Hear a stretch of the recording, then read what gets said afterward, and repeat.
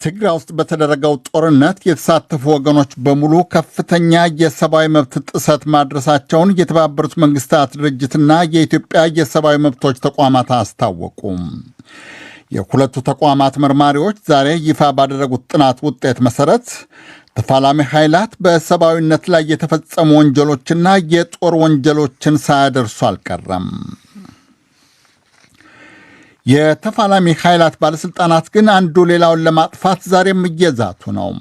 ጠቅላይ ሚኒስትር አብይ አህመድ አሸባሪና ወሮ በላ ያሉትን ህወሓትን ለመቅበር ዝተዋል።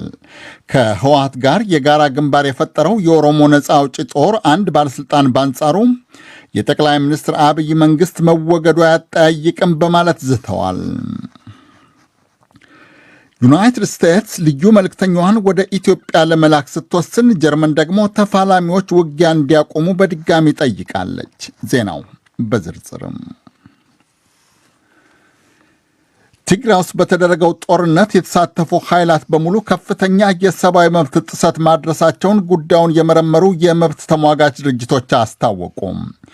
የተባበሩት መንግስታት የሰብአዊ መብት ኮሚሽነርና የኢትዮጵያ የሰብአዊ መብት ኮሚሽን ኢሰመኮ ዛሬ በጋራ ይፋ ያደረጉት የምርመራ ውጤት እንዳመለከተው ትግራይ ውስጥ ሰላማዊ ሰዎች ተገድለዋል፣ ተረሽነዋል፣ ተደፍረዋል።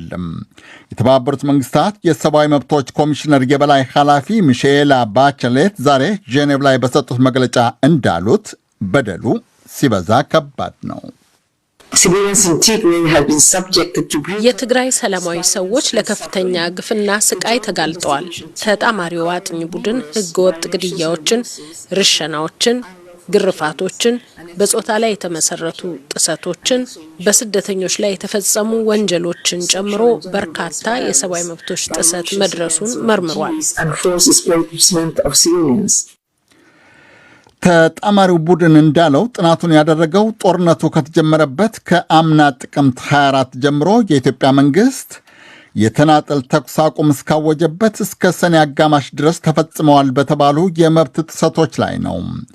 የሁለቱ የመብት ተሟጋች ተቋማት ዛሬ በተመሳሳይ ሰዓት አዲስ አበባና ጄኔቭ ላይ በሰጡት መግለጫ እንዳሉት አጥኚ ቡድናቸው ባጠናው መሰረት ተፈጸሙ የተባሉት የሰብአዊ መብት ጥሰቶች ሲበዛ ከፍተኛ ናቸው።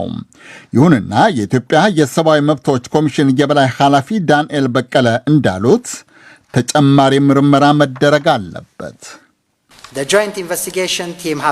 ተጣማሪው መርማሪ ቡድን ያገኛቸው እነዚህ በርካታ የመብት ጥሰቶች በሰብአዊነት ላይ ከተፈጸሙ ወንጀሎችና ከጦር ወንጀሎች የሚቆጠሩ ናቸው ብሎ እንዲያምን አድርጎታል። ተጠያቂነትን ለማረጋገጥ ተጨማሪ ምርመራ ያስፈልጋል። አብዛኞቹ የመብት ጥሰቶች በኢትዮጵያና በኤርትራ መንግስታት ኃይሎች መፈጸማቸውን የተጣማሪ መርማሪ ቡድን የምርመራ ውጤት ማስታወቁን አሶሺየትድ ፕሬስ የዜና ወኪል ዘግቧል።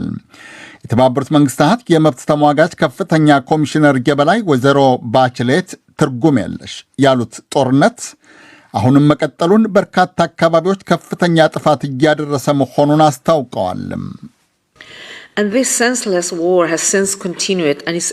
ይህ ትርጉም የለሽ ጦርነት አሁንም ቀጥሏል። በየዕለቱ ተጨማሪ አካባቢዎች እያዳረሰ በርካታ ሰዎች እየተሰቃዩና እየሞቱ ነው። በቅርቡ ዕለታት የኢትዮጵያ መከላከያ ጦር የትግራይ ርዕሰ ከተማ መቀሌን በተከታታይ መደብደቡን የሚያመለክቱ ዘገቦች እየደረሱን ነው። የትግራይ ኃይላትም በትግራይ አጎራባች በአማራ ክልል ወደ ተለያዩ አካባቢዎች መስፋፋታቸውም እንደቀጠለ ነው። ከፍተኛ በደል፣ የዓለም አቀፍ የሰብአዊ መብቶችና የሰብአዊነት ሕግጋት ጥሰት መድረሳቸውን የሚጠቁሙ ወቀሳዎች እየደረሱን ነው። በቀጠለው ጦርነት የደረሱ የሰብአዊ መብት ጥሰቶችንም ይሁን ምርመራ የተደረገበት የመብት ጥሰትን ያደረሱ ወገኖችን በትክክል ለማወቅ ተጨማሪ ምርመራና ጥናት መደረግ እንዳለበት የጋራ መርማሪው ቡድን ጠቁሟል። ተቋማቱ በቀጠለው ጦርነት የተፈጸሙ የሰብአዊ መብት ጥሰቶችን በየበኩላቸው ምርመራ ከጀመሩ መቆየታቸውን አስታውቀዋል። የተፋላሚ ኃይላት የውጊያ ዛቻ ግን ዛሬም እንደቀጠለ ነው። የኢትዮጵያ ጠቅላይ ሚኒስትር አብይ አህመድ የህዝባዊ ወያኔ ሓርነት ትግራይ ህወሓት ታጣቂዎች የሰሜን እዝን ያጠቁበት አንደኛ ዓመት ዛሬ አዲስ አበባ ውስጥ ሲዘከር ጠላቶቻችንን እንቀብራለን ብለዋል። ጠቅላይ ሚኒስትሩ አክለው እንዳሉት አሸባሪና ወሮ በላ ያሉት ቡድን በኢትዮጵያ መከላከያ ጦር የሰሜን እዝ ባልደረቦች ላይ የፈጸመው ጥቃት በመላው ኢትዮጵያ ላይ እንደተፈጸመ የሚቆጠር ነው። ይህን ጠላት አከሉ ጠቅላይ ሚኒስትሩ በደምና አጥንታችን ቀብረን ኢትዮጵያን ቀና እናደርጋለን ቀጠሉ። ከህወሓት ጋር ግንባር የፈጠረው የኦሮሞ ነጻ አውጪ ጦር ኦኤልኤ በእንግሊዝኛ ምህጻሩ በአንጻሩ ሁለቱ ቡድኖች አዲስ አበባን ከረዘመ በወር ካጠረ በሳምንታት ዕድሜ ውስጥ እንደሚቆጣጠሩ ዝተዋል። የኦሮሞ ነጻ አውጪ ጦር ቃል አቀባይ ኦዳ ታሪቢ ለፈረንሳው ዜና ወኪል አዣንስ ፍራንስ ፕሬስ እንደነገሩት የጠቅላይ ሚኒስትር አብይ አህመድ መንግሥት መወገዱ አያጠያይቅም። በዋግ ኽምራ ብሔረሰብ አስተዳደር ህወሓት ይቆጣጠራት የነበረችውን የዳህና ወረዳ የኢትዮጵያ መንግሥት ኃይሎች መልሰው መያዛቸውን አስተዳደሩ አስታወቀ። የዋግ ኽምራ ብሔረሰብ አስተዳደር ምክትል አስተዳዳሪ አቶ ተስፋዬ ገብሬ ዛሬ ለባህር ዳር ወኪላችን አለምነው መኮንን በስልክ እንደነገሩት የአስተዳደራቸው ጸጥታ ኃይሎች ከሌሎች ኃይላት ጋር በመተባበር ሰሞኑን በከፈቱት ጥቃት ወረዳዋን ሙሉ በሙሉ ተቆጣጥረዋታል። ዳህናን ከዚህ በፊት ይዘውት ነበር።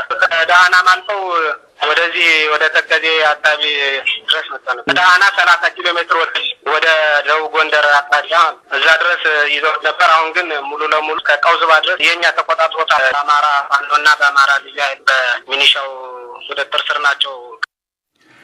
ይህ በእንዲህ እንዳለ በአፍሪካ ቀንድ የዩናይትድ ስቴትስ ልዩ መልእክተኛ ጄፍሬ ፊልትማን ኢትዮጵያን ለ2 ቀናት ለመጎብኘት ነገ ወደ አዲስ አበባ ይጓዛሉ።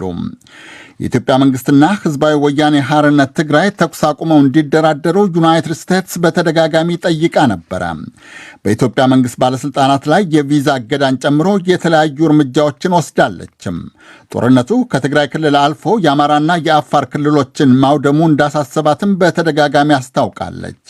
ይሁንና ጥያቄ እርምጃውም ሆነ የቃላት ማሳሰቢያው እስካሁን ጦርነቱን ለማስቆም የተከረው ነገር የለም።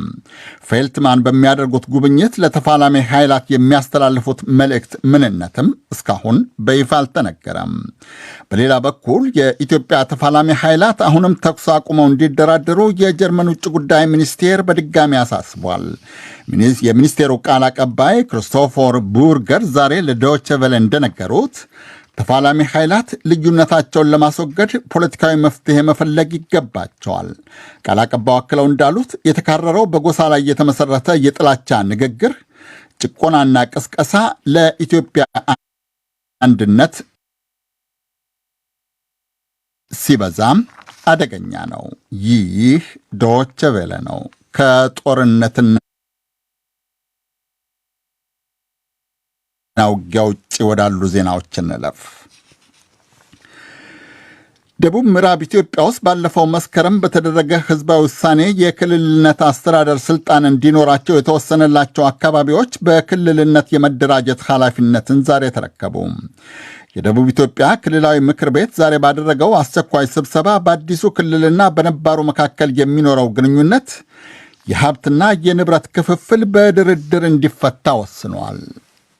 ሀብት አከፋፈልን በተመለከተ አዲሱ ክልል ባለበት ሁኔታ ለነባሩ ክልል ለቆ የሚወጣ ከሆነ የአሰራሩ ስርዓት በክፍፍሉ መስፈርት መሰረት አዲሱ ክልል የሚደርሰውን ድርሻ የሚከፋፈለው መጠንና ጊዜ በሁለቱ ክልሎች መካከል በሚደረግ ድርድር ይወሰናል። የደቡብ ክልል የህግ አማካሪ አዳነ ገበየሁ ነበሩ። የደቡብ ምዕራብ ኢትዮጵያ ህዝብ ባለፈው መስከረም 20 በሰጠው ድምፅ መሰረት እስካሁን የካፋ፣ የሸካ፣ የዳውሮ፣ የቤንች ሸኮ፣ የምዕራብ ኦሞ ዞኖችና የኮንታ ልዩ ወረዳዎች የነበሩት አስተዳደሮች 11ኛውን የኢትዮጵያ ክልላዊ መስተዳደር ይመሰርታሉ። ባለፈው መስከረም ድምፁን ከሰጠው ህዝብ 98 ከመቶው የራሱን ክልል መመስረቱን መደገፉን የኢትዮጵያ ብሔራዊ ምርጫ ቦርድ አስታውቆ ነበረ። ከፍተኛ የሀብት ክምችት ያላቸው ባንኮች፣ የመድን ኩባንያዎች ወይም ኢንሹራንሶች እና ባለሀብቶች የአየር ንብረት ለውጥን ለመገደብ ለሚደረገው ጥረት ትኩረት ለመስጠት ዛሬ ቃል ገቡ። ከዓለም ራስ ማል ወይም ካፒታል 40 በመቶውን ወይም 130 ትሪሊዮን ዶላሩን የሚቆጣጠሩት ተቋማትና ባለሀብቶች ግላስጎው ብሪታንያ ለተሰየመው ጉባኤ ዛሬ እንደነገሩት ተፈጥሮን መጠበቅ ከእንግዲህ የዕለት ከዕለት ሥራቸው አካል ይሆናል። COP 26 ተብሎ የሚጠራው የአየር ንብረት ጉዳይ ጉባኤ የሚጨምረው የሙቀት መጠን ከ1.5 ዲግሪ ሴልሲየስ እንዳይበልጥ መላው ዓለም እርምጃ እንዲወስድ ለማግባባት እየጣረ ነው። ይሁንና የታለመውን ከግብ ለማድረስ የሚረዳ በተለይ ለአዳጊ ሀገራት ድጋፍ የሚሆን በቂ ገንዘብ መገኘቱ እያጠራጠረ ነው። አንድ የተባበሩት መንግስታት ድርጅት ከፍተኛ ባለሙያ ዛሬ እንዳሉት የሙቀት ልቀት መጠንን ከ1.5 ዲግሪ ሴልሲየስ በላይ እንዳይጨምር ለማድረግ በሚቀጥሉት 30 ዓመታት ውስጥ ብቻ 100 ትሪሊዮን የአሜሪካን ዶላር ያስፈልጋል።